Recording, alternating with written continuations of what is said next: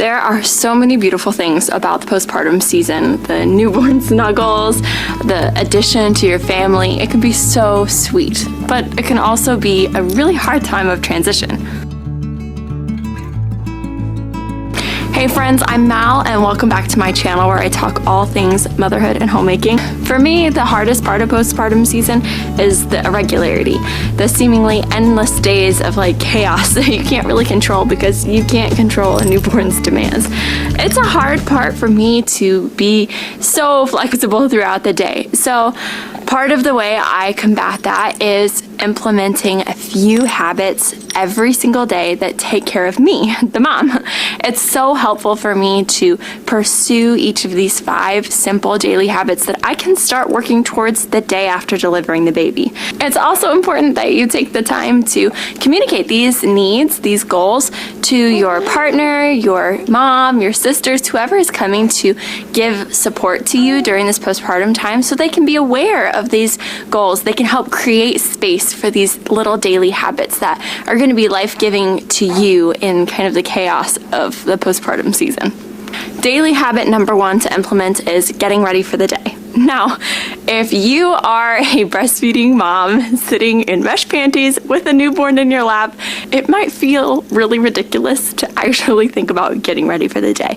But I promise you, there is so much power in changing from the night into the morning. It is calming, there is freshness, and you are ready to face the day, even if it just is you sitting breastfeeding this baby all day, right? I'm not even recommending that you do your hair and makeup or change into anything other than a clean set of comfy clothes. But get into fresh PJs, wash your face, brush your teeth, put on deodorant, and just make yourself a little bit presentable, whatever that means for you. If that means redoing your messy bun or throwing on a little bit of mascara, then go for it. My mistake is sometimes thinking, I'll just wait to freshen up until I can actually grab a shower later on. But later on turns into noon, which turns into afternoon, which turns into evening, and now you've been in kind of gross clothes, haven't brushed your teeth, and you still haven't been able to grab that shower. So just go ahead and take a few minutes, freshen up, and get yourself ready for the day. Habit number 2 to cultivate each day is making the bed. Again, this might seem ridiculous. You're practically living in your bed at this point, but really getting out of the bed, changing the sheets if necessary, get a clean chuck pad on there, and even if all you're doing is crawling right back into bed with the baby, it's just nice to set the tone for the day, reset, clear off your nightstand real quick, find that random pillow that you're really needing to prop yourself up with. It's just a good habit to take a minute, refresh your space where you're gonna be all day, and again, sets the tone for the whole entire day. Okay, habit number 3 is eating a big second breakfast. I say second breakfast because if you're like me, you need to eat as soon as you wake up. This is why I made a video about 5 postpartum snacks to meal prep. These are my go-tos that are packed full of protein. This is what I just reach for first thing in the morning to get some calories in before we start the day nursing and everything. But later on, after you've gotten ready and made the bed and probably nursed the baby a few more times, you need to make sure you get a good actual breakfast in. Eggs, sausage, toast, pancakes, fruit, whatever, oatmeal, whatever you prefer. Make a big plate of good breakfast because you need those calories. And it's hard as a mom to feed yourself. So taking the time, prioritizing breakfast every day is going to help you out in the long run. The 4th habit to pursue every day is getting out in the sunshine. Now this isn't very typical advice, but in my opinion, getting sunshine every day during the postpartum season kind of makes or breaks the day for me, honestly. The vitamin D absorption alone is so critical, but there's also the benefit of having a change of scenery, the fresh air, getting to step away from the monotony of what you're doing that is necessary, but it's sometimes mundane. So getting outside, changing things up, getting in the sunlight with as much exposed skin as possible, it's so beneficial for your health. So making this a priority every day is really helpful. I personally like to try and get out in the sunshine twice every day during the season. Once either during or after breakfast. We often eat breakfast outside. In the evening before the sun is gone, before bedtime, we're getting outside in the fresh air, in the sunshine one more time before I'm here for another long night ahead of me with this newborn. So prioritizing sunshine can be a really great way to help out mom.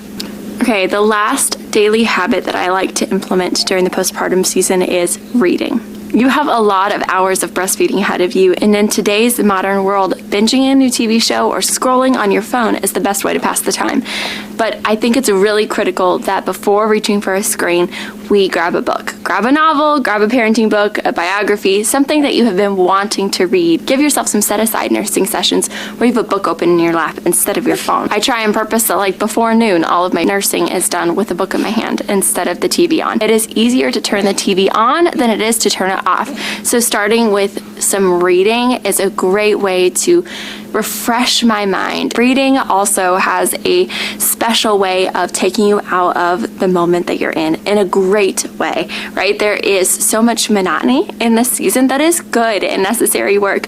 The nursing, the sleeping, the eating over and over, especially in those first several weeks, it can be a little overwhelming. So I find grabbing a book is a great way to refresh my mind and pull me into a different train of thought and kind of get me excited and learning about something else that leaves me refreshed to click back into what I'm working on, what I'm doing with these babies. So reading can be a really powerful tool, especially in these early weeks.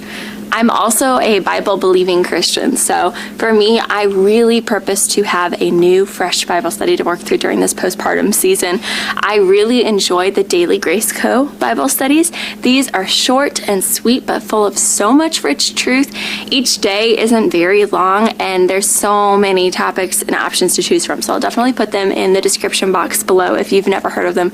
Check them out. I actually like to get these Bible studies and hand them out to moms at baby showers as a gift for mom.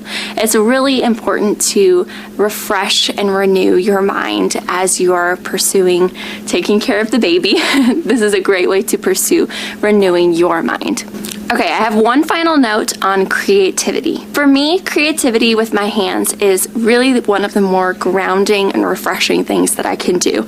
I usually find myself nursing with my mind spinning full of creative ideas, and the time to execute them seems a million years away. So after the first several weeks, I have gotten into a routine and a little more settled. I like to try and pursue something creative with my hands a little bit every day. Even if it's just 15 minutes at my sewing machine, I feel so refreshed afterward. So whatever that creative outlet is for you, figure it out, find what works best, something that's simple and easy. Maybe that's baking, maybe it's just painting, maybe it is taking on a simple sewing project, and try and carve out just a few minutes a day. It will be really encouraging for your soul. I am really passionate about taking care of moms during this postpartum season, so I hope this video is inspiring to you, whether you are a mom that's close to delivery, looking towards postpartum, or you're a mom in the middle of postpartum right now. I hope these habits, encourage and inspire you to carve out a few things that help to take care of you during this season. The reading, the sunshine, eating, getting ready, making your bed. These are little things that during regular seasons of life kind of happen regularly, but this is the time to be purposeful and intentional. And maybe you're somebody else who's watching, you have a new mom in your life, and you can use this video as a way to bless a mom when you're going to bring her a meal and hold the baby.